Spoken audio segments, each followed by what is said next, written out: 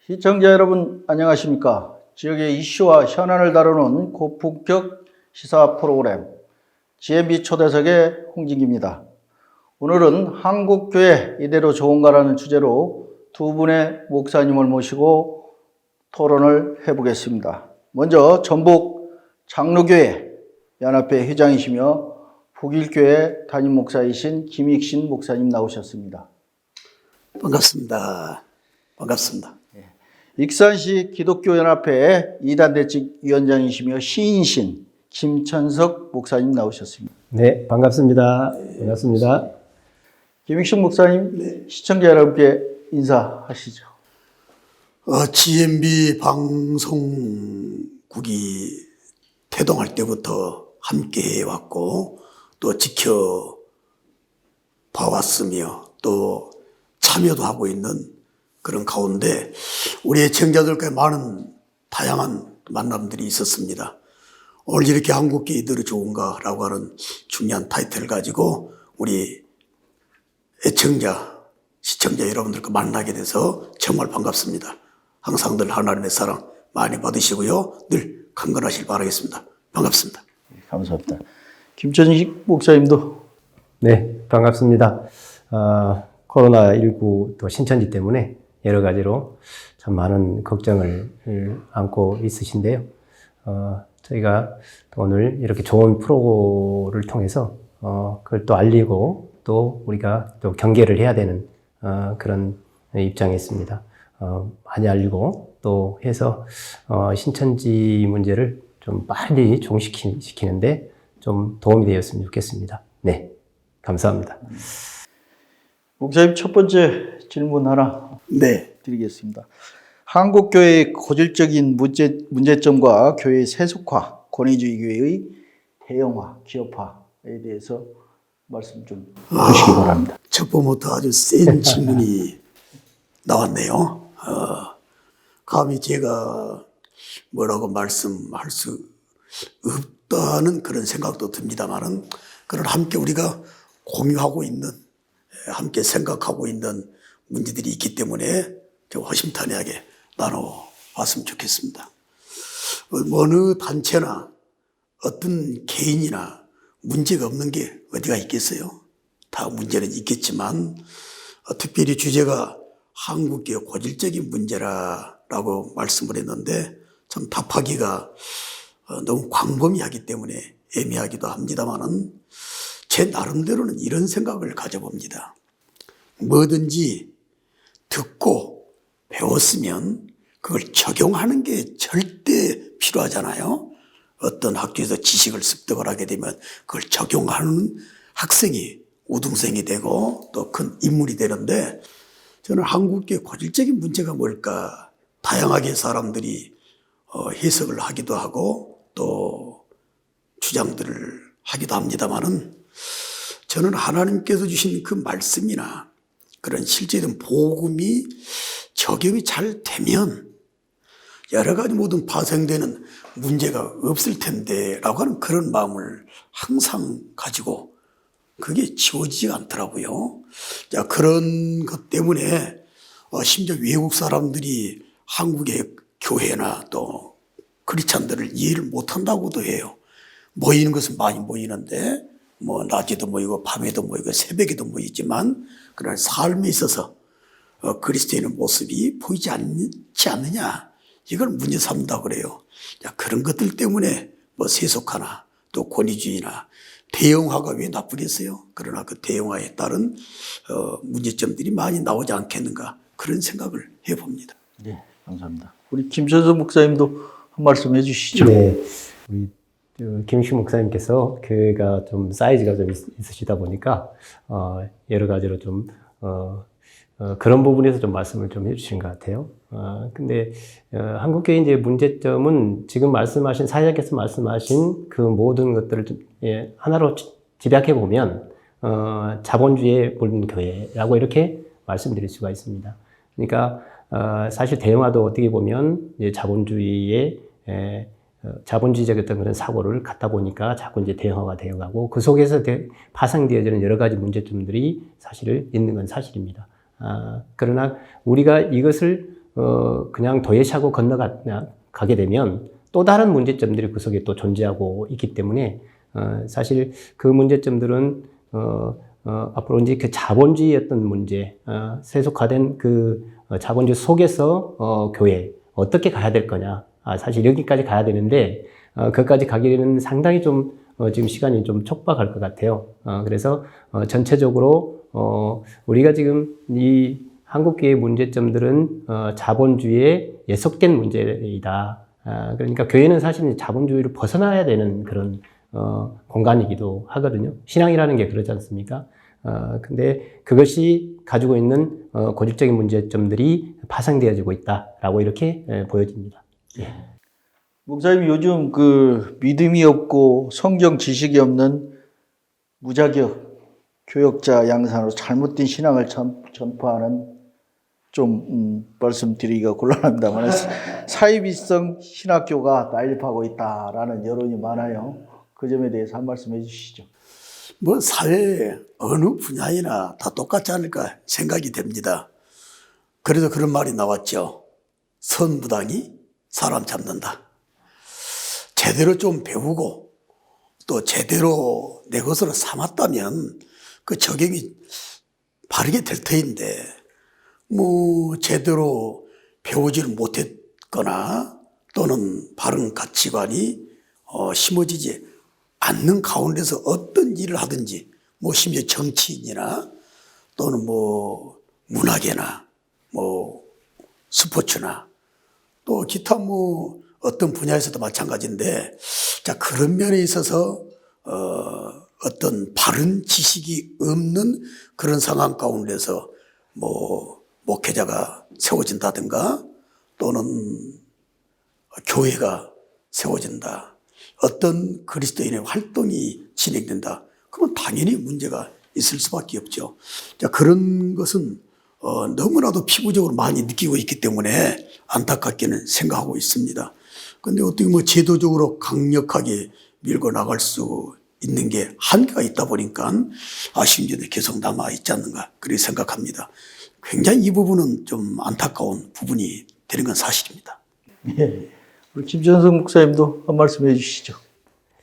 예, 이 문제는 참 어려운 문제입니다. 사실 이제 이 신학을 이제 신앙 때문에 신학을 하고 신학을 하고 난 다음에 다시 신앙으로 돌아와서 그 신학이 주는 이제 그 기둥, 튼튼한 기둥 위에 사실 이제 아름다운 집들을 지어 나가야 되는데 그 집들을 지어 나가지 그 기둥이 완벽하지 않으면 좀 튼튼하지 않으면 그 집들이 이제 제대로 맞지가 않죠. 그래서 아름다운 집을 지어낼 수가 없어요. 그렇기 때문에 신학적인 것이 사실 이제 그 기반이 참 중요하다 이렇게 생각이 들고 그 기반에 있어서 사실 그런 것들 좀 강화할 필요가 있다. 물론 이거는 교단 차원의 여러 가지 문제들이 다 결부되어 있지만 좀 그런 생각이 듭니다. 너무 안타까워. 이게 왜 그러냐면 우리도 그런 분들을 볼 때 깜짝깜짝 놀래요. 왜 그러냐면 저렇게 기본이 없구나.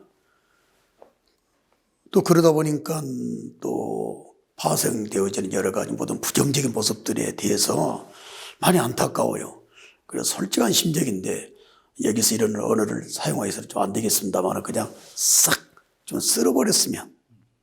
그렇다고 해서 우리가 또 그걸 주장할 수도 없고 나름대로 본인들은 또 바르게 한다고 또 배운다고 생각하겠지만 그렇지 않게 되는 결실들 때문에 많은 한국교회가 어려움을 겪지 않는가 그렇게 생각합니다. 뭐 어떤 정부에서 그렇다고 해서 뭐 나설 수도 없는 일이고 그렇지 않아요. 한계가 있기 때문에 그런 점에 있어서 안타깝지만 그런 부분에서는 좀 희망적이라고 저는 그렇게 생각을 하거든요. 왜냐하면 우리가 지금 이제 우리가 촛불 정부도 사실 이제 있었잖아요. 그런 것처럼 정말로 국민들의 어떤 그 삶의 수준이나 지적 수준이 상당히 많이 높아져 있는 그런 상황이거든요. 그래서 이제 그런 것들을 사실 걸러내고 또 그런 사실 신앙의 자유 속에서도 국민들의 어떤 수준이 그것을 걸러내는데 아마 충분히 가능하지 않을까. 물론 그것은 좀 희망적이긴 해. 왜 그러냐면 자연적으로 수준 미달이고 함량 미달은 어필이 안 되니까. 예, 그래서 사람들이 이제 뭐 옛날 같으면 아닌 게 아니라 많이 그렇게 좀 미혹당하기도 하고 함께하기도 했는데 이제는 자연적인 수준이 높아지다 보니까 그런 것들이 자연적으로 걸러지는 현상도 있긴 있는 것 같아요. 그런 것은 좀 희망적이긴 하네. 네, 맞습니다. 목사님 요즘 한국 교회가 사람 외주의 교파 설립으로 인해서 파벌주의가 좀 많이 성행하고 있는데 이 점에 대해서 좀 한 말씀 해주시기 바랍니다. 파벌, 또 난립 뭐 이런 거 말씀하는 거죠. 근데 그건 부정적으로 보게 되면 당연히 뭐 이렇게 파가 많냐라고 말할 수 있는데 또 이렇게 한편으로 생각하면 이해가 가기도 해요. 왜 그러냐면 쌍둥이도 세대 차이가 난다고 그러잖아요. 어떤 것에 있어서 요리를 만드는데도 서로 한 가지 재료를 가지고 다양한 요리를 만들듯이 이 신앙도 그래요. 그러다 보니까 뭐 다양한 주장들, 서로 완벽하게 다른 주장들을 가지고 있는데 하나가 돼서 한 우리에 살 수가 없게 돼요. 그러다 보니까 자연스럽게 자기가 주장하는 교리를 중심으로 이렇게 또 퍼지게 되고 나눠지게 되고 이제 이런 것들이다 보니까 그렇게 뭐 부정적으로만 볼 필요는 없지 않나. 그런데 방금 말씀해 준 그 주제를 보니까 파벌주의 이런 것들이 문제가 되죠. 어떤 자기의 건전한 주장 때문에 서로 다양한 길을 찾고 이합지산 뭉치는 것은 긍정적인데 성경 말씀 보게 되면 야고보서 3장 15절 말씀에 세상적이요 정욕적이요 마귀적이라는 말이 있어요. 이런 것들이 적용돼서 어떤 인간적인 생각에 앞서서 뭐 파벌을 일으킨다, 뭐 서로 충돌을 한다, 뭐 대결을 한다 이런 면에 있어서 난립되는 것은 별로 바람직한 것은 아니죠.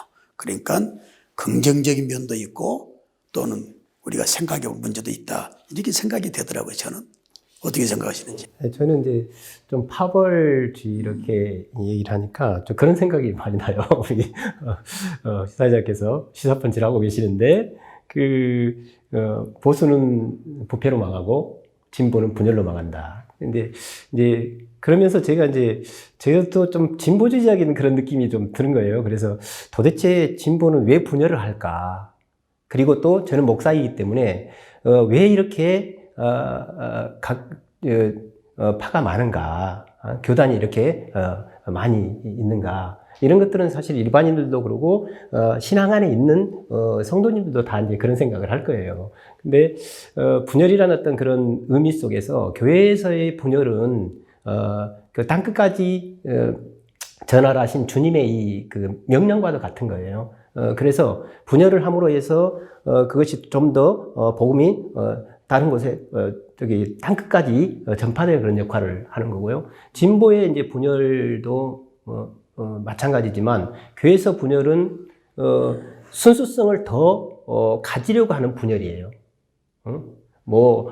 자기 육신의 어떤 영달에 위해서 분열하는 게 아니라 이 순수성을 유지하기 위해서, 그러니까 순수한 복음을 유지하기 위한 분열이란 말이죠. 가령 이제 진보적인 어떤 그런 사고 역시 마찬가지로 이 진보의 분열도 역시 마찬가지로 뭐냐면 어떤 사고 속에서 그 사고가 옳다라고 생각을 하기 때문에 분열을 하는 거거든요. 그러니까 부패와 분열은 좀 다르다.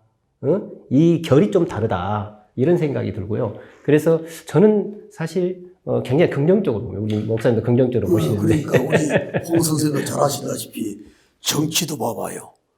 금방 뭐 한솥밥 먹다가 조금 차이 때문에 또 나눠져서 다른 당이 또 생겨나가고 뭐 수많은 정당들이 만들어지듯이 이 교회 안에도 간단한 게 아니에요. 예를 들어 본다면 어떤 교단에서는 세례를 약식으로 그냥 하면 된다.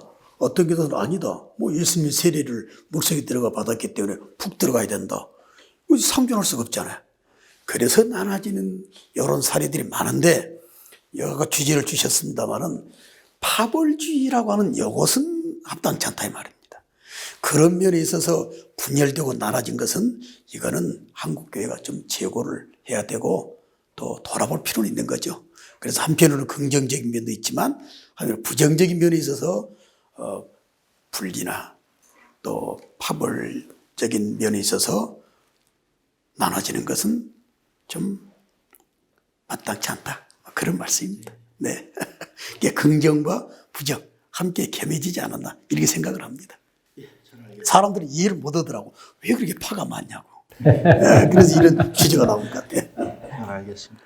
목사님 요즘 교회 그 대형화로 예, 대형화. 인해서 순수성을 좀 상실을 했다. 네. 또 정치와 경제 등 세상적인 사회에 좀 유착이 되어 있다라는 말들이 좀 있어요. 요새는 그 마트도 대형화가 되죠. 옛날에는 뭐 전빵이라고 그래가지고 알죠. 그런 막 구멍가게가 있던 시절, 그러다가 슈퍼마켓이 있다가 사람들의 이제 생활이 뭐 분주해지고 또 환경이 많이 바뀌다 보니까 한꺼번에 어떤 제품들이 전시가 돼 있는 그걸 서로 해가지고 뭐 겸해서 일을 다 한 곳에다 보려고 하는 그런 심리가 있다 보니까 그러다 보니까 점점 사람의 편리를 좀 맞추다 보니까 마트도 대형화가 돼간다 그 말이에요. 교회도 똑같아요. 교회도 이것도 대형화를 나쁘게만 또 볼 필요는 없는 것 같아. 왜 그러냐면은 아까 그런 맥락에서 똑같은 것 같아요. 우리가 웰빙주의라고 있는데 사람이 조금이라도 편리해지길 원하는 그게 사람의 본능적인 것인데 그런데 뭐 교회도 다양한 여러 가지 모든 걸 충족시켜줄 수 있는 조금만 좀 그것이 우울하다 그러면 사람들이 그 조그만 차이 때문에 몰려들게 돼요. 그러니까 순식간에 대형화가 돼요. 그런데 여기서도 우리가 좀 더 생각할 문제가 있다면 대형화되고 또 커지는 건 이거는 문제가 안 되지만 그러나 이 가운데 있어서 실제로 순수성이 상실된다. 또는 정치와 경제 등 이런 세상적인 면에서 유착이 된다. 그런 가치관이 교회에 들어와 가지고 교회가 운영이 된다. 나는 이거는 절대 배격해야 된다 생각해요. 하나님께서 왜 대형화를 시켜주셨을까? 왜 성도들이 모였을까? 그러면 그걸 가지고 사회적인 면에 있어서 동참을 했다거나 함께 나눈다거나 그런 걸 더 10분 활용을 해가지고 좋은 역할을 감당하게 되면 더 유익하지 않을까 이런 생각을 하는데 방금 말씀드렸다시피 어떤 순수함이 상실이 된다거나 그저 어떤 세상적인 가치관이나 또 정경 유착 같은 그런 모습이 있어가지고 교회 안에서 그런 모습이 보인다라고 하는 점에 있어서는 매우 아쉽죠. 그런 것만 우리가 믿음 안에서 잘 지켜나간다고 그러게 되면 무조건 교회 대형화 나쁘게만은 또 볼 필요는 없다. 또 저는 그렇게 봐지네요. 예. 그 교회 대형화. 목사님도 하실 말씀이 있으실 것 같은데. 그렇죠. 좀 이제 다른 교회라서 할 말이 저는 이제 본질적인 문제가 사실 중요하다 생각을 해요. 교회 이제 물론 예수님도 이제 예루살렘 교회를 바라보시면서 예, 그 교회를 3일 만에 헐리겠다 이렇게 말씀하셨잖아요. 이제 그게 또 예수님은 또 이제 돈 바꾸는 자들, 비둘기 파는 자들 이런 자들을 또 상을 또 엎으셨어요. 사실 이제 그 속에는 핵심이 뭐냐면 거기에 나와 있는 이제 본질적인 문제가 뭐냐면 예수 그리스도가 그 안에 계셔야 되는 거. 하나님이 그 안에 계셔야 되는 거거든요. 그 하나님이 그 안에 계셔야 되는데 하나님이 거하시는 그 장소에 하나님이 계시지 못하도록 만드는 그 일이 문제라는. 그러니까 방금 그런 주제를 던져주신 거야. 순수성이 상실된 걸 어떻게 생각하느냐. 그래서 그건 우리가 냉정하게 돌아볼 필요가 있다. 그래서 우리가 이제 대형화 속에서 사실 이제 뭐 빚을 파는 자들 이런 문제가 생기는 이유가 뭐냐면 이제 큰 교회를 하다 보면 자꾸 이제 그 속에서 이제 예배에 편리하도록 그때 당시에도 예수님 당시에도 예배에 편리하도록 만들어져 있었어요.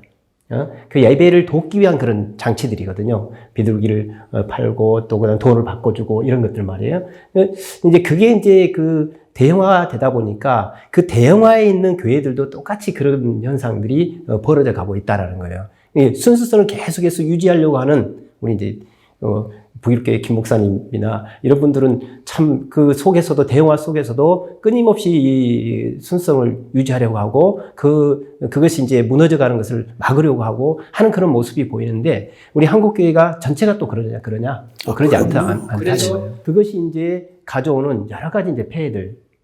그 다음에 또 이제 교회 안에는 자꾸 이제 교회가 대형화다 되다 보니까 작은 교회들은 조금 이제 그 신앙의 문제들을 사실 터치를 하고 교육을 하고 이런 것이 가능해요. 근데 교회가 크다 보니까 어떤 게 문제가 되냐면 이제 자기의 경건을 자기의 유익으로 삼는 자들이 그 속에 이제 존재를 하게 되는 거예요. 정치적인 이익, 그 다음에 경제적인 이익, 장사 문제 이런 여러 가지 문제들이 그 속에 존재를 하게 되죠. 그러면서 그분들이 오면서 이제 교회의 어떤 그 순수성이 자꾸 흐트러지는 거예요. 자기 어떤 목적을 이루기 위해서 그렇죠. 그 예. 규모가 있는 교회 사람들이 예. 간다 지금 그 말씀이시네. 흐트러지는 그런 현상들이 벌어져요. 그래서 사실 이제 목회자가 중요하고 아까 신학이 중요하다고 얘기를 했던 이유가 뭐냐면 사실 그런 겁니다. 그 흐트러지는 것을 바로 볼 수 있고 또 우리 목사님처럼 그렇게 바로 볼 수 있고 그런 그 시야를 가진 분들, 그런 믿음을 가진 분들이 사실 그것을 억제하고 막고 또 그렇게 하지 않도록 만들어주고 이 작업을 해야 되는데 한국 교회가 사실 이제 그 대형화가 특히 이제 뭐 익사는 없는 것 같은데 서울 같은데 이런 데는 막 수십만 이러다 보면 이게 완전히 권력화되고 아주 세속화된 것들이 순식간입니다. 그런 것들만 조심하면 또 유익한 점도 많이 있으리라 생각이 돼요. 네. 구사님 좀 전에 뭐 질문과 조금 비슷한 내용인데 요즘 지역 내 교회들의 그 서로 다른 교파로 인해서 개척교회의 난립과 또 무책임한 교회 폐쇄로 인해서 사실 기독교인들에게 많은 피해가 있기도 하거든요. 교회들의 난립. 이런 생각은 혹시 안 해보셨습니까? 술집이나 유흥업소가 많이 이렇게 생겨나게 되면 그것 가지고 너무 많이 생겨난다고 혹시 뭐 비판하거나 그런 적이 있으셨어요? 그런 말은 않죠. 그렇죠. 별로 않죠. 자, 사회에 유익을 주는 최고의 공동체가 교회 공동체라 생각해요. 물론 부정적인 것들이 없잖아. 있긴 있어요. 그건 부인하지 않겠는데. 그러나 어떻게 보면은 교회라고 하는 이런 최고의 그 사회적으로 기여하는 공동체 이 조직이 더 많이 생겼으면 좋겠어요. 제 나름대로는. 네.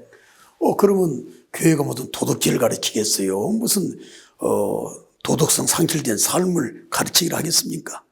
교회에서는 절대로 부정적인 걸 가르치질 않아요. 물론 아까 앞에 주제가 좀 나왔습니다만은 맹목적으로 어떤 정치색을 띠고 정치적인 그런 행보를 하는 것도 없지 않아 있습니다만은 대부분 보게 되면 긍정적인 역할을 가르치기 때문에 저는 교회는 더 많이 생겨야 된다고 봐요. 그러나 이제 그 교회가 어떤 책임을 감당하지 못하고 역할을 하지 못하다가 어느 날 갑자기 또 그냥 무책임하게 폐쇄가 된다거나 이런 안타까움들이 실제로 우리 내부 안에서도 그걸 지적을 하고 있습니다. 그래서 사명감을 가지고 교회를 세웠으면 옛날 선배들 초급 목표하면서 목숨 걸고 교회를 세웠듯이 가급적이면 그 교회를 위해서 목숨을 거는 그런 목양 일념으로 교회를 새겨 나가는 것이 중요하지 않겠는가. 근데 너무 무책임하게 어느 날 갑자기 또 폐쇄가 되고 또 사라져버리고 하는 이런 모습들이 좀 많이 안타깝긴 하더라고요. 그러나 교회가 많이 생기는 것은 제 생각은 그렇습니다. 더 많이 생겨야 됩니다. 저도 동감합니다. 동감하고요. 이제 사실 이제 교회의 명령권이 있습니다. 사실 주님이 명령하신 그 명령권, 사실 땅끝까지 이르러 복음을 증가하라는 그 명령권은 사실 이제 교회의 난립을 가져오기도 하고, 물론 이제 그것이 정반이 있을 수 있어요.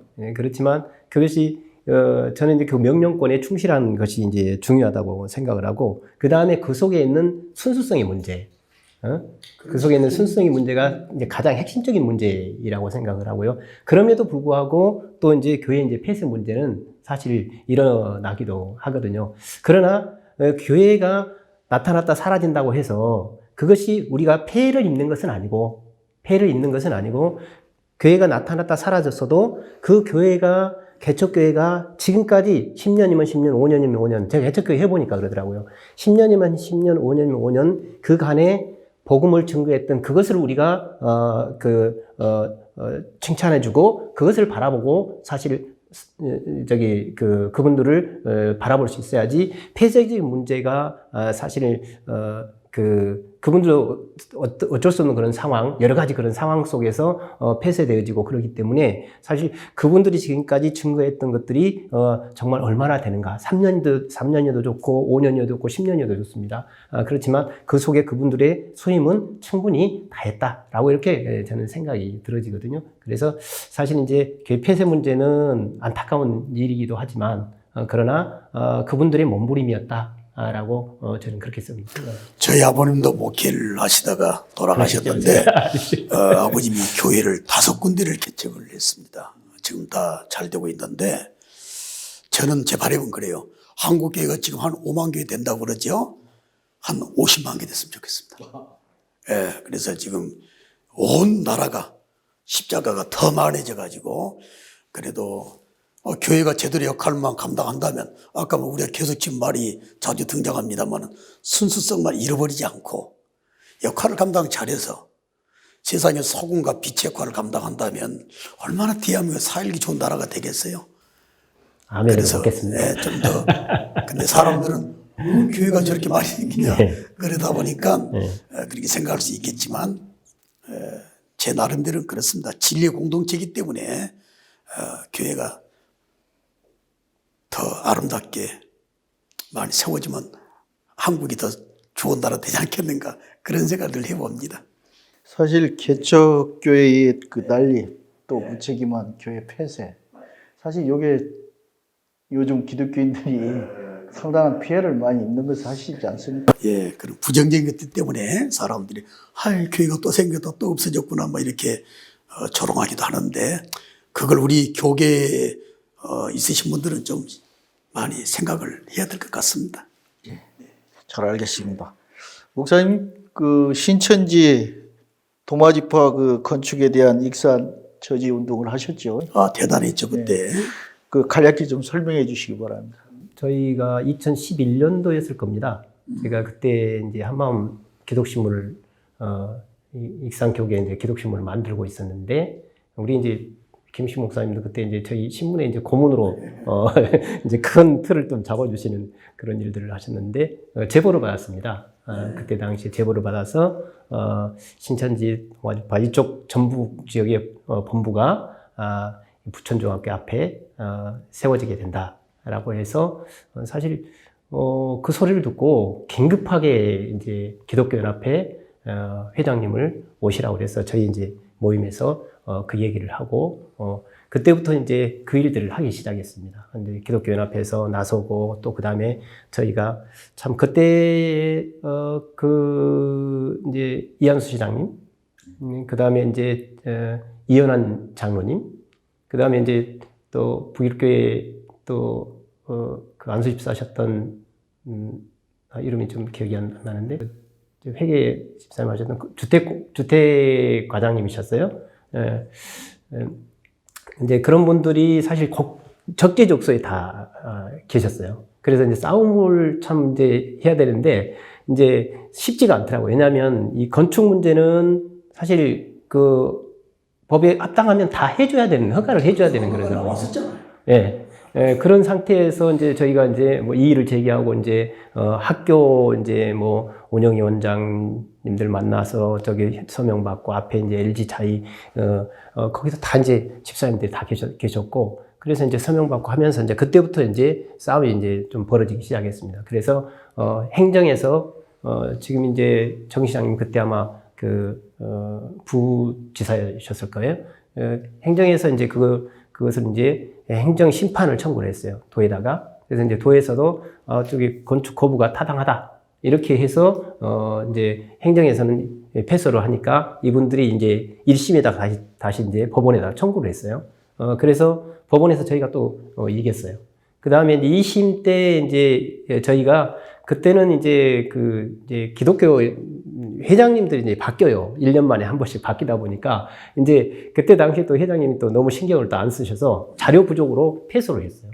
그래서 3심에 가야 되냐 말아야 되냐 이것 때문에 이제 굉장히 많은 이제 그 논란이 있었어요. 그때도 제가 이단대책위원장이었는데 그때 이제 돈이 워낙 많이 들고 또 고등법원에 패소했기 때문에 승소 확률이 또 적고 그래서 이제 많은 반대를 무릅쓰고 사실 또 재정적인 어떤 그런 부담을 안고 저희가 이제 3심에 해서 결국은 이제 전국 최초로 대법원 승소까지 이끌어내었는데 이 대법원 승소는 이제 그 학교 앞에에 어떤 유해 환경 시설이 될 수 있는 그런 소지가 있다.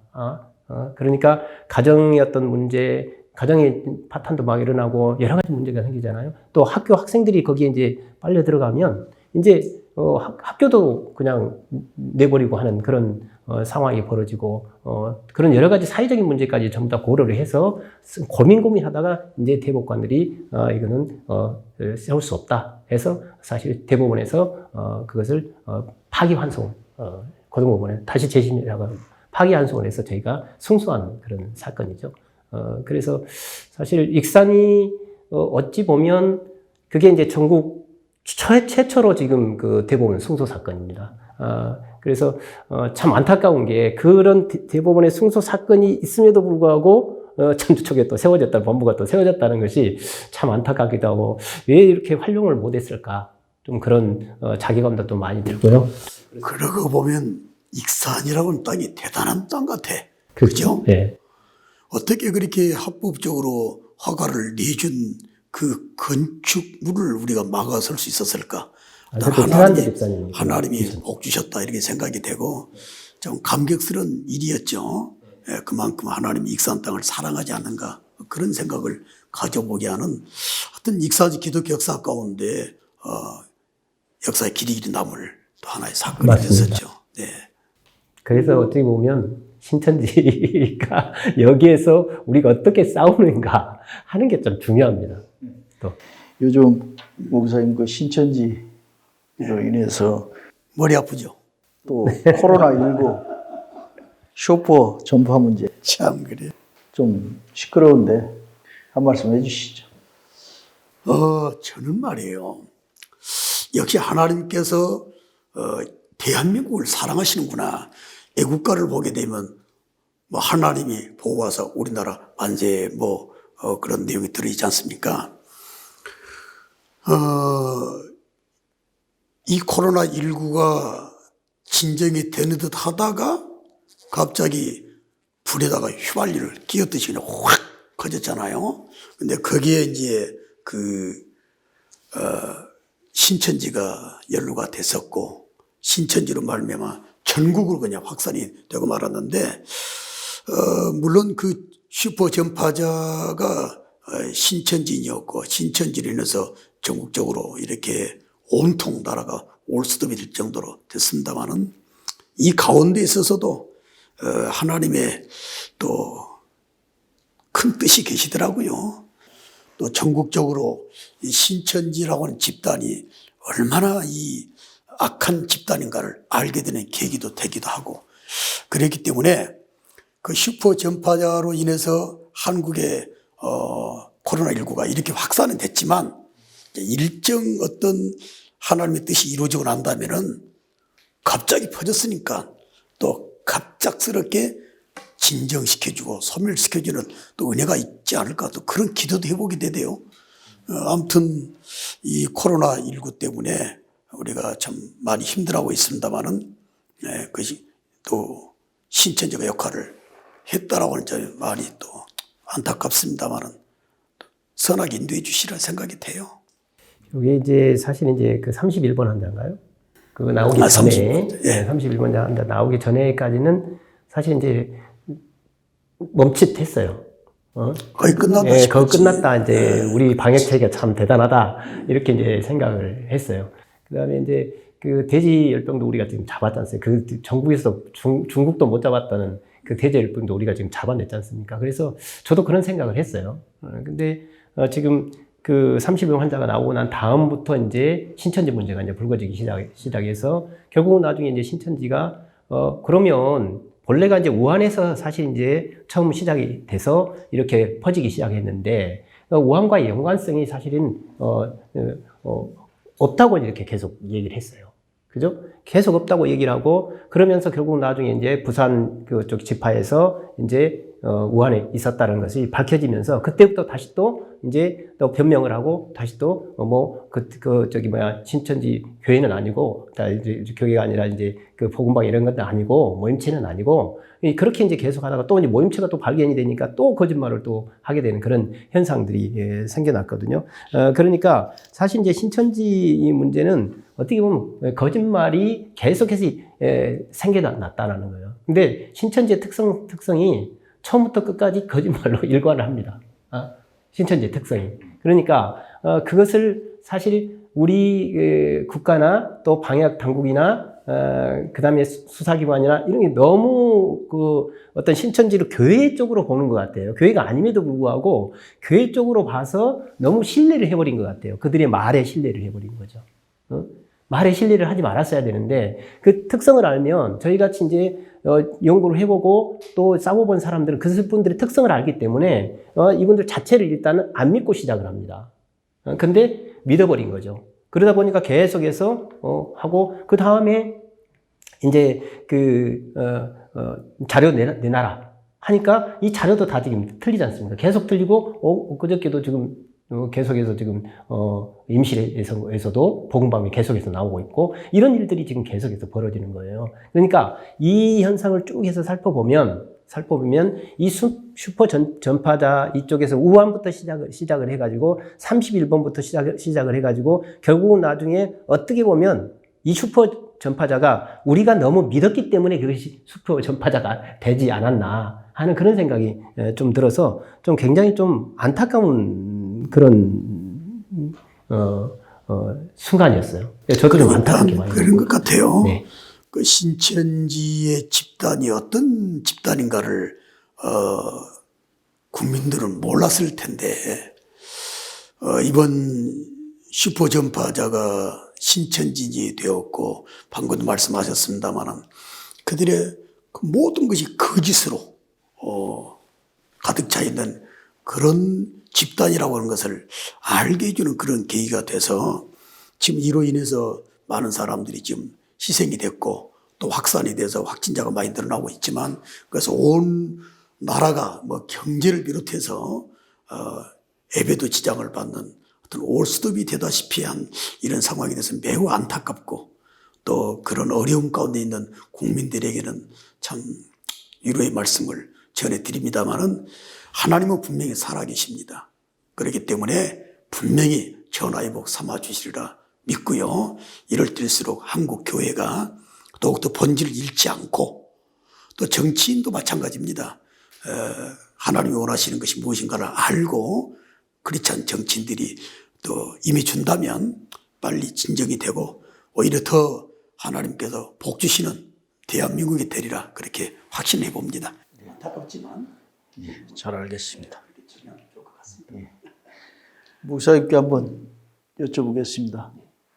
그 신천지와 연결고리들 요즘 로비오, 루머, 뭐 정치권 등 그건 꼭 알려야 돼. 압수수색, 청원 여러 가지 문제가 있는데 좀 거기에 대해서 말씀해 주시기 얼마 바랍니다. 전에 이만희 이 총재라고 그러나요? 강의장, 총의장. 이제 그분이 이만희 씨가 기자회견 했지 않습니까? 기자회견 했는데 이제 그 시계가 나타났어요. 그 시계가 뭐냐면 이제 금장 시계인데 박근혜 대통령이 이제 준 시계라고 해서 사실 이제 그 시계에 아주 그냥 포커스를 참 기자들이 대단하세요. 근데 시계에 그 포커스를 맞춰서, 사실 그 시계의 의미가 뭐냐부터 시작해가지고, 글씨가 진짜냐, 가짜냐? 뭐, 이게 계속해서 터져 나왔죠. 결국은 나중에 이제, 언론사에서는, 보수적 언론사에서는 이제 그것이 이제 그쪽으로 가면 안 되니까 자꾸 이제 이거는, 가짜다라고 이렇게 얘기했는데 또, 한정판으로 또, 금장시계를, 했다. 라는 것이 또 이제 그게 또 보도가 또 나옴으로 해서 또 그것도 또 안 되는 그런 상황이 벌어지고 이런 것들이 이제 사실 어찌 보면 그 일맥선상에서 쭉 한번 살펴보면 그런 여러 가지 어떤 정치권의 연결고리가 있는 건 사실이에요. 첫째는 이 신천지가 굉장히 로비력이 좋습니다.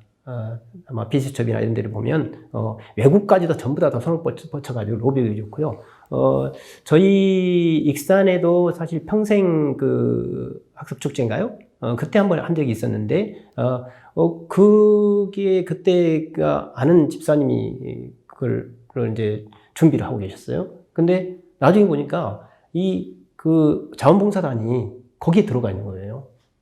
나중에. 그래서, 이분, 나눔이라는 그 자원봉사자가 들어가 있어서, 단이 들어가 있어서, 그래서, 이게 어떻게 된 거냐.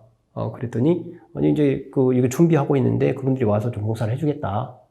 그래서 좋은 의도를 갖고 해서 했는데, 그래서 결국은 나중에 그걸, 그 팜플렛을 그 집사님이 아주 손해보고 다 버리는, 폐기시키는 그런 일도 있었어요. 뭐, 하여튼 그런 봉사단이나 이런 것들을 통해서 그분들을 정치권을, 접근을 하고, 그래서 그분들과 어떤 관계를 갖고, 이런 것들이 정말 비일비재합니다.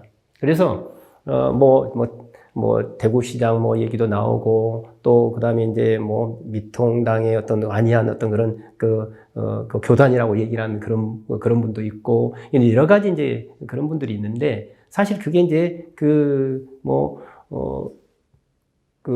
검찰의 어떤 수사, 이런 것도 지금, 미진한 그런, 상태에 있고, 또 익산에도 사실 그런 일들도 막 벌어지고 하고 있는데, 근데 어찌됐든 이게 그 연결고리가 우리가 사실 의심할 만한 그런 일들이 참 너무 많은 지금 그런 상황이, 벌어지고 있는 거예요.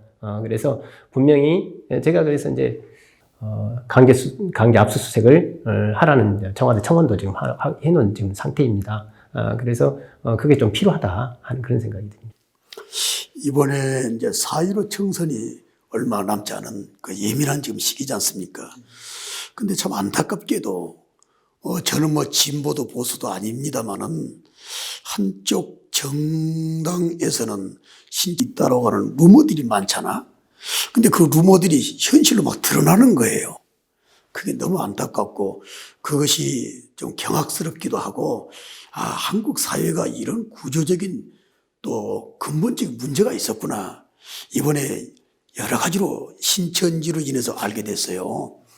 그러나 분명한 것은 이 지역 정치인 가운데서도 이런 사회의 폐해적인 집단과 연결이 되어 있다고 그러게 되면 이거는 시민들이 또 국민들이 냉정하게 대처해야 되지 않을까. 저는 지금 그렇게 강력하게 생각하고 있습니다. 이상하리 많지. 어쩌 한쪽 정치 집단에서는 너무 침묵하는 거예요. 그리고 실제로 과거에 누가 어떻게 밀접한 갈등이 있었고 어떤 행사에 어떻게 참여를 했고 어떤 정치인 도움을 받았고 하는 이런 문제들이 속속 지금 계속 드러나고 있기 때문에 이게 단순한 것은 아니구나 하는 생각을 갖게 되고 우리 한국이라고 하는 이 나라가 하나님 복받은 나라인데 건전하게 더 세워지는 대한민국이 되고자 한다면 이번 기회에 이런 폐해 집단과 정치인과의 어떤 연결고리를 확실하게 좀 파헤치고 정리가 좀 되었으면 좋겠다. 그런 생각을 가져봅니다. 그게 대한민국 미래가 아닐까 이런 생각을 하게 됩니다. 우리 이제 김 목사님 이제 그 말씀하시는 것 중에 저희가 이제 지금 사실 그런 여러 가지 이제 저희 교단에도 또 이제 교회에도 익산 교회에도 그런 것들을 계속해서 또 이제 저도 그걸 관심을 두고 지금 계속 있습니다. 그래서 자료를 또 받고 또 그래서 그 뭔가를 지금 이 교계 차원에서 뭔가를 좀 얘기를 해야겠다 이런 생각은 하고는 있습니다. 그래서 자료를 지금 접수하고 있는 중이고요. 그 다음에 이제 연합회장님과의 어떤 관계 속에서 이 자료를 가지고 우리가 어떻게 해야 될 거냐 하는 것을 논의를 할 겁니다. 그래서 그 부분을 조금 기다려 주시면 좋을 것 같고요. 저는 이제 그 관련된 분들이 침묵의 카르텔을 형성해서 많은 사람들에게 의혹을 받게 하지 말라라는 거예요.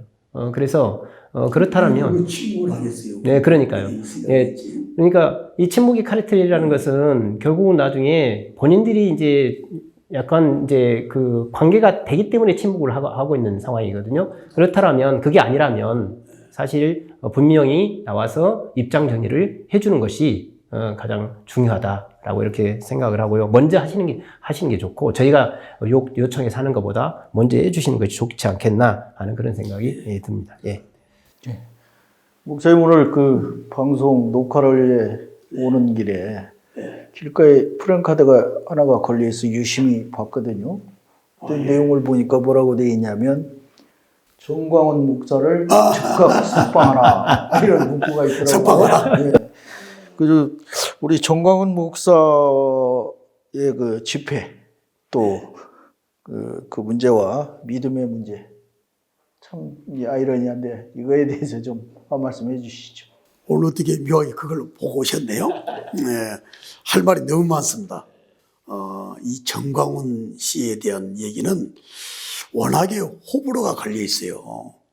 그러니까 너무 이 정광훈 씨를 좋아하는 분이 계시고 또 완전히 또 배척하는 분도 계시고 다양하기 때문에 우리 GMB TV 시청자 여러분들께서도 가족 여러분들께서도 분명 호불호가 갈리리라 생각이 돼요. 그래서 참 말씀드리기가 너무 어렵습니다. 그러나 저는 분명히 목회자 입장에서 또 예수를 믿는 사람 입장에서 우리 정광훈 씨의 그 광화문 집회라든지 언행을 보게 되면 이건 심각하구나. 냉정하게 말씀을 드릴 수가 있어요. 내가 한쪽이 치우쳐서 말씀을 드린 건 아니고 첫째는 근본적인 문제가 진리 문제입니다. 내가 아무리 진보고 보수고 그 사분이 어떻게는 섰다 할지라도 진리가 훼손이 된다고 그러게 되면 한국 교회는 냉정하게 좀 평가를 한다거나 대처를 해야 되는데 이게 그게 아니에요. 내게 어떤 우호적이다. 그러게 되면 저건 동지다. 이런 생각을 가지는가 봐요. 그러다 보니까 잠잠하고 따라주곤 하는데 이 정광훈 씨에 대해서는 참 그런 면이 있어서 과연 진리인가? 심지어 뭐 하나님도 까불면 죽어. 나는 그 말을 듣는 순간 충격을 받아서 절도했으면 아마 이 자리에 지금 못 앉았을 것 같은데 너무 충격을 받았어요. 근데 그런 경우에도 침묵하고 잘했다고 막 박수 쳐주는 거예요. 야, 이 한국교회가 참 생각할 문제가 많구나 이렇게 생각이 돼서 하나님 말씀 안에 보게 되면 데살로니가전서 5장 22절 말씀 보면 악은 모양이라도 버리라고 그랬어요. 어찌 성소는 예배자리라고 한다면 그렇게 할 수 있을까? 나는 근본적으로 접근해 보고 싶고 또 에베소서 4장 3절 말씀 보니까 복음은 뭐냐면 그리스도 안에서 모든 것을 통일시키려고 복음 우리에게 주셨어요. 흩어진 걸 하나로 만들어야지. 교회가 정치 이것저것 떠나가지고 이렇게 양극화 현상이 지금 너무 심화되고 있는데 교회가 하나 되는 역할을 하면 얼마나 대한민국 행복한 나라가 되고 정치도 사회도 경제도 전 분야가 잘 될까? 근데 왜 극단적으로 나누려고만 할까?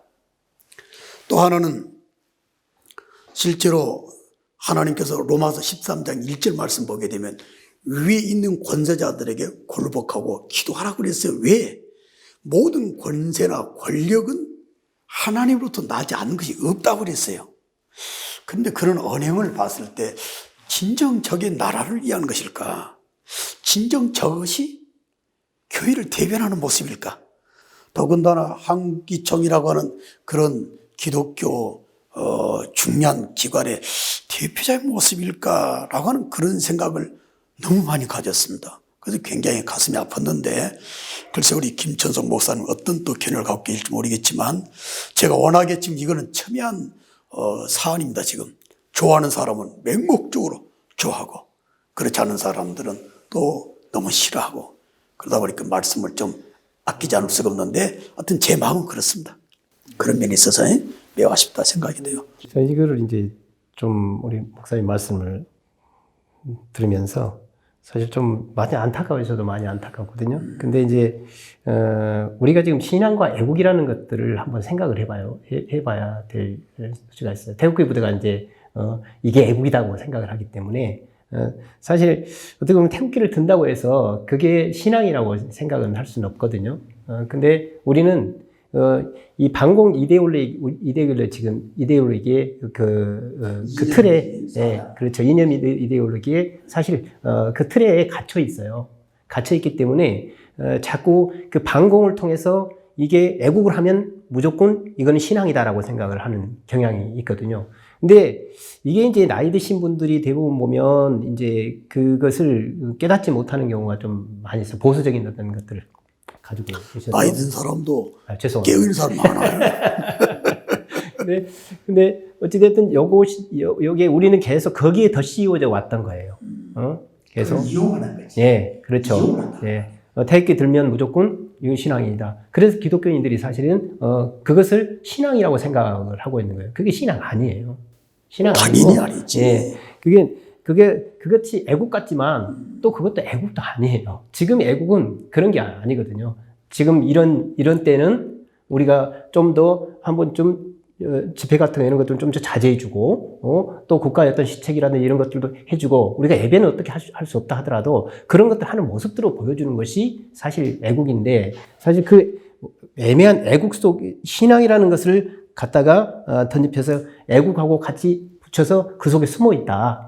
라는 것이 하나가 있을 것 같고요. 그 다음에 이제 한기총이라는 어떤 우리 한국 교회사나 또 한국 교회에서 한기총이라는 이 네임밸류가 있습니다.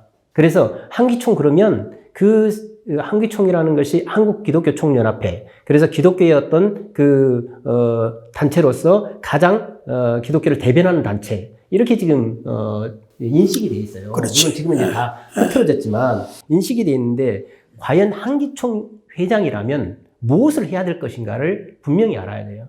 근데 지금 한기총 회장이 신천지 문제에 지금 올인하고 있나요? 전혀 아무것도 안 하고 있어요. 태극기 부대 아무것도 안 하고 있어요. 그러니까 지금 한기총이라는 어떤 그런 네임밸류를 가지고 그러면 지금 거기에 싸워야 되고 신천지와 싸우고 신천지를 와해하는데 신천지 이 이단의 문제에 와해하는데 최일선에 서서 해야 될 사람들이에요. 근데 그것을 안 하고 있다는 것은 뭘 의미하느냐면 그분의 생각들이 다르다는 거예요. 그분들의 생각이 다르다는 거예요. 딴 데 있다라는 거예요. 그래서 그것이 이제 두 번째일 거고, 그 다음에 이제 세 번째가 바로 이제 그거예요. 그러면 그 한기총 회장이라는 명함을, 그 네임밸류를 가지고, 회장이라는 명함을 가지고, 과연 그러면 교계를 위해서 일을 했느냐? 아니면 자기 영광을 위해서 일을 했느냐? 나는 그것을 한번 묻고 싶어요. 결국은 이 모든 상황을 쭉 보면 자기 영광을 위해서 지금 한 것이다. 왜냐하면 적진고가 결탁을 하고 또 대통령 하야, 그다음에 그다음에 욕, 그다음에 정말 못할 욕들 다 해가면서 목사가 해야 되지 않을 일들을 계속 해가면서 하는 것 자체는 결국은 나중에 그러면서 자기 자신을 띄우는 데 급급했다. 그래서 결국은 신천지 문제를 빨리 이게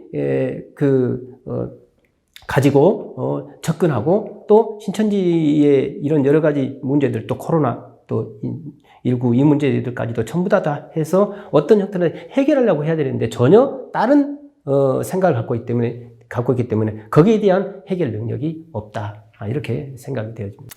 아무리 생각해 봐도 저는 이런 생각을 지울 수가 없어요.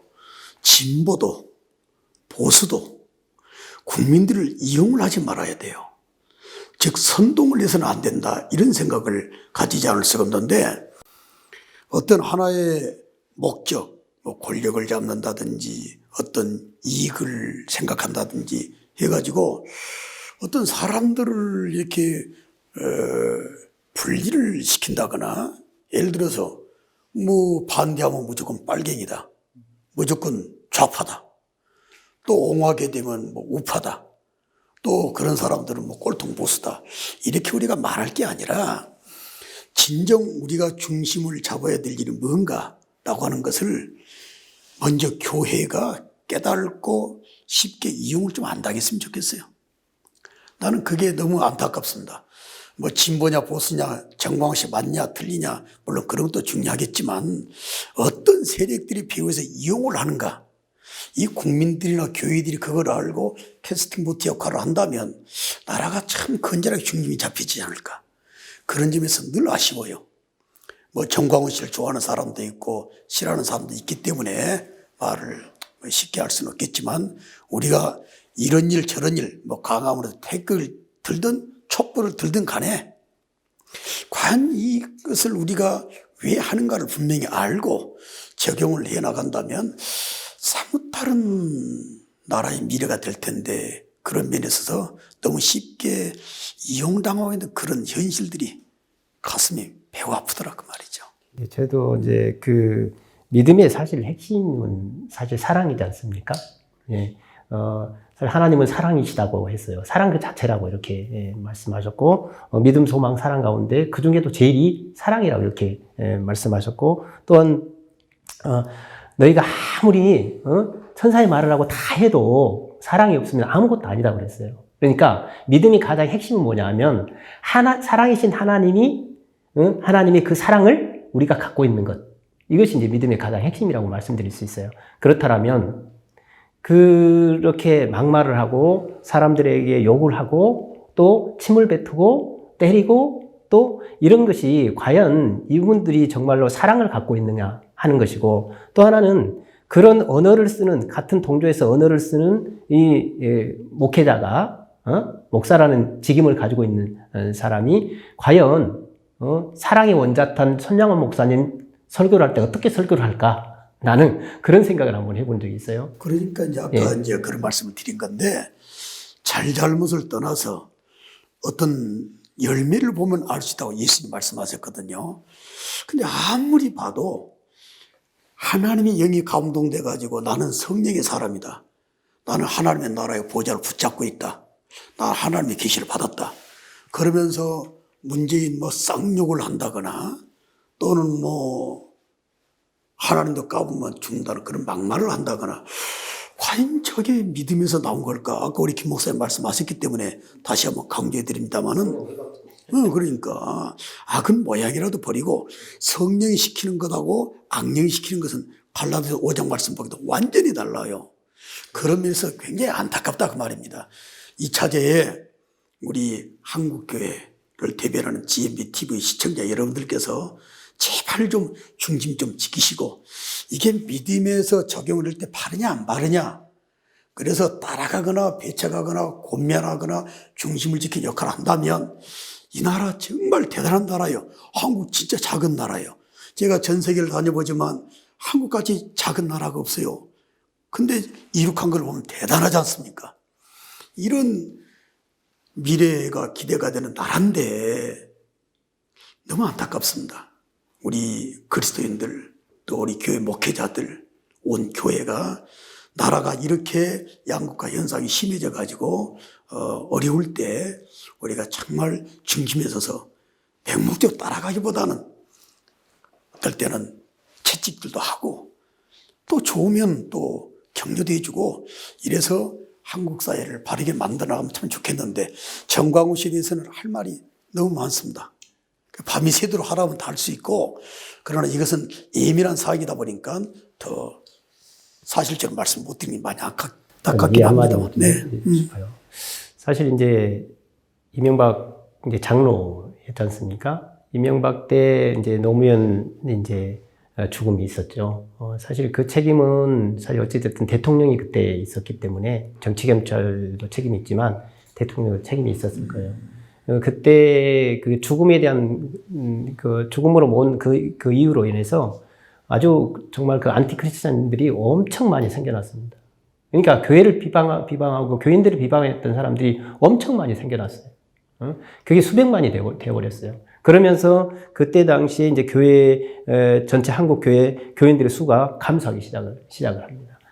그 다음에, 또 이런 이제, 세모 사건부터 시작해가지고 세월호 유병헌 사건, 이런 사건을 겪으면서 또다시 이제 문제들을, 일으키면서 또 이제 교회에 대한 어떤 세간의 입방아가 좀 심해졌고, 그 다음에 요즘 한간에 이제 형교회들이 자꾸 이제 문제들이 많이 이제 생겨나지 않습니까? 거기서 또 이제 한마디로 세상이 교회를 걱정한다. 뭐 이런 일까지 이제 사실 나오고, 이면에 이제 이런 사건을 보면서 또다시 이제 코로나 신천지 사건을 보면서 사실 이제 어떤 형태든 간에 이단이라고 하지만 어떤 형태는 교회에 대한 안 좋은 어떤 사람들이 이미지? 모른다 그 말이지. 예, 그렇죠. 교회인지 이단인지 그걸 네, 구별 안 교회인지 해. 이단인지를 그래서 저희도 그렇지. 지금 그 교회 명칭을 사용 못하게 지금 네, 그렇지. 저기 청원을 해놓은 분들도 계시거든요. 예, 그래서 그런 것. 그 다음에 이제 또 거기다가 이제 그 한기총 대표회장인 분까지 저렇게 해버리니까 결국은 나중에 어디 가서 저도 인터넷을 많이 하고 글을 쓰는 사람이지만 글 한 번 쓰면요, 글 한 잘못 썼다 그러면 조금만 잘못 쓰면 이건 가차 없이 공격을 당하는 그런 일들이 예전에 없었던 그런 일들이 지금 벌어지고 있는 거예요. 그래서 사실 이 부분을 좀 알아주시고 또 좀 더 자제하고 좀 더 언어적인 어떤 그런 부분들을 사실 분노는요 하나님 주신 게 아니에요. 맞습니다. 지금 이 방송이 어차피 선교 방송이기도 하지만 지금 사회성을 좀 다루고 있고 또 정치적인 면도 지금 겸해서 지금 다루고 있기 때문에 말씀드리고 싶은 건 정부가 교회를 폐쇄하지 않습니다. 어떤 권력이 교회를 무너뜨리고 있지 않아요. 스스로 김 목사님 말씀하셨는데 과거 정권부터 봤을 때 교회 관계되는 정치인들이나 또 교회 자체 이런 부정적인 모습들 이런 것들 때문에 교회가 지금 계속 내리막길을 걷고 있어요. 이번에 아까 말했던 그분으로 인해 가지고 한국교회가 또 수십만이 손해를 봤다는 그런 통계도 지금 나와 있습니다.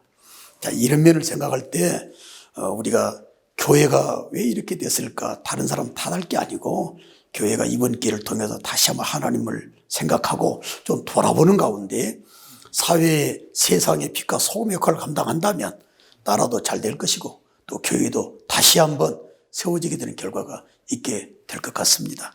그런 면에 있어서 이번에 저희도 좀 지혜롭게 교회가 성도들이 정광훈 문제라든지 신천지 문제라든지 좀 접근하는 게 좋지 않을까 이런 생각을 좀 드려봅니다. 예, 잘 알겠습니다. 사실은 우리 김천석 목사님께 다음 질문이 있었는데 그래요? 이미 앞에서 상당 부분을 다 말씀을 하셨어요. 그래서 연결돼 있어서 신천지와 네. 정광훈 목사에 대한 네. 신앙인들의 입장에 대해서 좀 신앙인들에 대한 입장에 대해서만 간단히 한 말씀 해주시죠. 방금 우리 김씨 목사님께서 많이 하셨는데 사실 이제 승화가 없는 인생은 저는 실패한 인생이다. 저는 그렇게 생각을 합니다. 저도 노인 사역을 하고 있지만 항상 사람은 승화를 지켜야 되고 제가 이제 글을 쓴 또 이제 문인이지만 시를 쓸 때 항상 시라는 것도 승화를 지켜야 돼요. 그냥 감정에 충실한 그런 글을 쓰는 게 아니라 그 글 속에 무언가를 깨닫고 무언가를 마음속에 와닿는 그런 승화를 시켜야만이 그게 훌륭한 글이라고 할 수 있죠. 우리 신앙인도 역시 마찬가지입니다. 지금 이런 사태에 저도 뭐 신천지를 공격하고 하지만 그러나 그 공격의 이면보다는 공격이 너무 앞서지 말고 다시 한번 우리 자신들을 되돌아봐서 우리의 신앙이 과연 어땠길래 우리가 어떤 신앙을 갖고 있었기에 또 이단이 저렇게 문제를 일으키고 또 이런 코로나가 또 나왔고 이런 여러 가지 일들이 지금 세상에 걱정하고 있는가 이런 것들을 우리 자신들이 다시 한번 그래야만이 한국교회가 다시 정말 예전에 많은 사람들이 정말 존중하고 많은 사람들이 사랑을 갖고 또 제2의 부흥으로 나아가는 길이 아니겠는가 하는 그런 생각을 해봅니다. 맞아요. 예. 이 말씀 주신 주제가 참 의미가 있는데 이런 신천지와 코로나에 대한 신앙인들 입장 이거는 분명히 해둬야 될 필요가 있다고 생각이 됩니다. 무슨 말이냐면 하나님께서는 야고보 사도를 통해 가지고 시련을 만나거든 환난을 만나거든 시험을 만나거든 기쁘게 여기라고 그랬습니다. 왜? 그것을 통해서 인내가 나오고 아름다운 열매가 나와요. 이건 참 좋은 기회라고 생각이 됩니다. 그래서 방금 우리 김 목사 말씀하셨는데 다시 한번 한국교회를 돌아볼 때가 됐고 왜 코로나가 진정이 되는 듯 하다가 신천을 통해서 갑자기 확산이 돼서 교회도 지금 어마어마한 피해를 보고 있고 얼마 전에 우리 성도의 한 식당을 갔더니 세상에 그 잘되던 식당이 그 전날 3 테이블만 받았다는 거예요. 제 눈물 나더라고요. 왜 이런 환란이 왔을까 생각을 하는 가운데 코로나도 신천지도 자 신천지가 이번에 이런 문제를 안 일으켰다면 아마 계속해서 어마어마한 활동을 해서 사회를 더 폐악으로 몰고 갔을 거예요. 드러났잖아요. 이거 복입니다. 또 코로나로 인해 가지고 사람들이 예배를 지금 드리지 못해요. 그러면 예배가 얼마나 소중할 또 한번 깨닫게 되는 계기가 됐어요. 아, 정신 차려 됐구나. 그동안 누렸던 자유가 참 복이었었구나. 이걸 알게 만드는 계기가 됐기 때문에 신앙인들의 입장에서는 이거는 하나님신 복을 누리게 하시려는 기회다 생각하시고 아름답게 적응을 잘 해야 될 필요가 있다 생각이 됩니다. 더 기도 많이 하고 더 진리 가운데 서 있고 더 나라 민족을 성경 진리 중심에서 사랑하는 애국의 모습을 보인다고 그러게 되면 이 위기는 빨리 끝나게 되리라 생각하고 이거는 분명하게 말씀드리고 싶은 거는 우연히 온 것이 아니라 하나님의 필연적인 계획안에 왔다. 이걸 생각하게 되면 전화위복이 분명히 되리라 생각합니다. 잘 될 겁니다. 네. 우리 김천석 목사님도 한 말씀 해주시죠. 아침에 제가 그 방송에 좋은 소식 하나 있다고 이렇게 들었어요. 그게 우리나라 저는 이제 그 신천지에 막 이렇게 코로나 얘기에 막 집중하다 보니까 우리나라는 지금 너무 거기에 정신 없어서 연구를 안 하고 있구나 이렇게 생각을 치료제 연구를 안 할 거라 생각을 했는데 그게 아니라 또 한편으로는 거기에 연구를 아주 계속 하고 계신 분들이 계시더라고요. 거기에서 이제 그 좋은 소식이 있었는데 면역 세포 거기 이제 그 코로나가 들어오면 그 다음에 이제 거기에 대한 이제 그 면역을 내성을 키우기 위해서 그 세포들이 있다고 그래요. 그것을 이제 그 단백질을 발견을 했답니다. 그래서 좀 그거를 획기적으로 좀 빨리 치료제를 개발할 수 있는 그런 것들을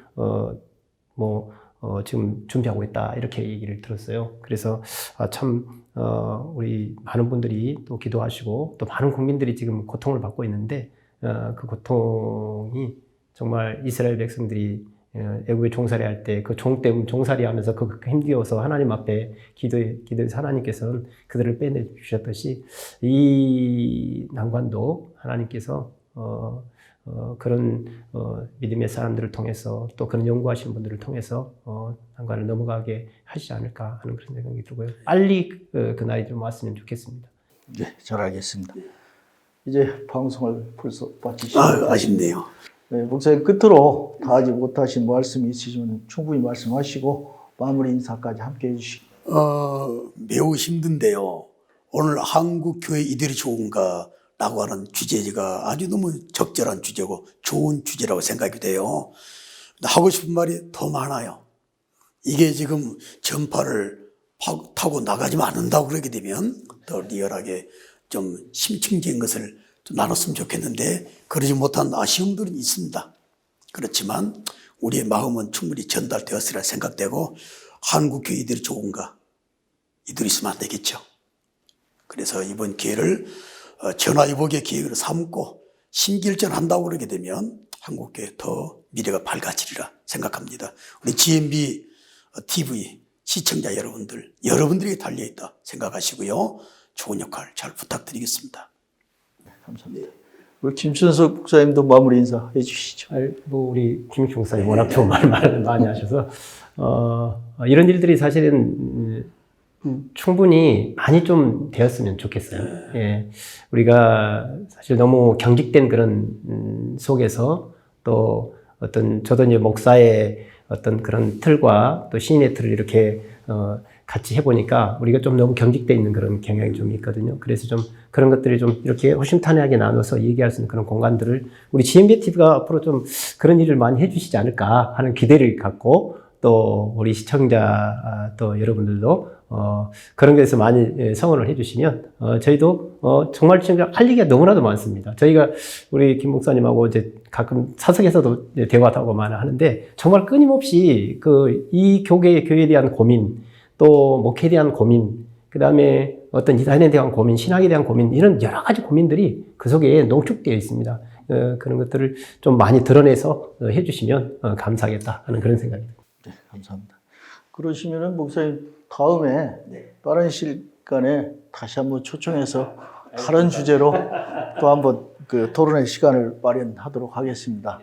예. 시청자 여러분 어떻게 보셨습니까?